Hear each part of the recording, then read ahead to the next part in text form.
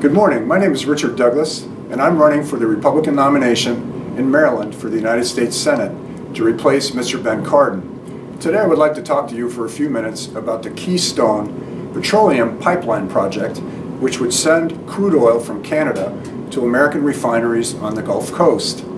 As we know, the White House very recently and very unfortunately decided to shut down this project in response to pressure brought by environmental interests in Washington. Equally unfortunately, Senator Cardin has been quite silent. He has failed to push back against the White House decision, and he has failed to object loudly and strongly to this decision. Now, the Senator's silence on this project sends two very important messages. First of all, indifference to the high prices that Americans must pay today for petroleum products in our nation in order to carry out their daily lives. Second, indifference to the need to create effective independence from foreign producers of petroleum who are hostile to U.S. interests, including nations right here in our own hemisphere. Ladies and gentlemen, this is a very important message, and this message should not be missed.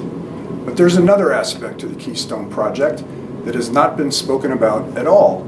It has been completely overlooked, not only by our leadership in Congress, but also by the White House. And that is the effect of shutting down this project on the industrial base of the United States. Now, this humble tool, which I'm holding, is called a ball-peen hammer. I've owned this hammer since I was a teenager, working in machinery spaces on a Navy submarine. Yes, you can use this hammer to drive a nail, but this hammer was designed for a different purpose. It was intended to be used in metalworking. What is this humble tool? This tool is the result of decades, even centuries, of industrial knowledge, mechanical knowledge, adaptation to needs that made our country great as an industrial power. Industrial know-how, mechanical know-how, electrical, plumbing, you name it, they're like muscle. If you don't use it, it will atrophy. And by shutting down this important project between Canada and the United States, the White House has demonstrated, and the United States Senate from Maryland has demonstrated its lack of understanding of the importance of the industrial arts in our nation. Because the Keystone project would not bring only crude oil, it would bring very important trades, jobs such as pipe fitting, outside machinists, metalworking, electricians, plumbing, warehousing, teamsters, and driving, just to name a few. The pipeline equipment has to come from somewhere. By shutting down yet another major industrial project in our nation, unfortunately, the White House has demonstrated that it is out of touch with what made our nation great and what is required to get our nation back on track.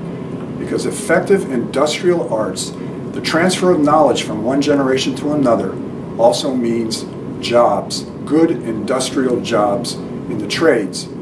Here in Maryland, we have seen the impact of a lack of vision and a lack of understanding of our leaders about the importance of transferring knowledge about industrial arts from one generation to the next. Baltimore was the home of the Baltimore Clipper. Baltimore ships were on the seven seas on July 4th, 1776. Today, no ships are manufactured in Baltimore. There are a few ship repair facilities hanging on, and we wish them well. Baltimore used to be a center of both light and heavy manufacturing. No longer. This, ladies and gentlemen, yes, is a result of changes in world trade and economic conditions, but it is also a result of a deep lack of vision on the part of people who are supposed to be representing our state in Washington and our people in Annapolis.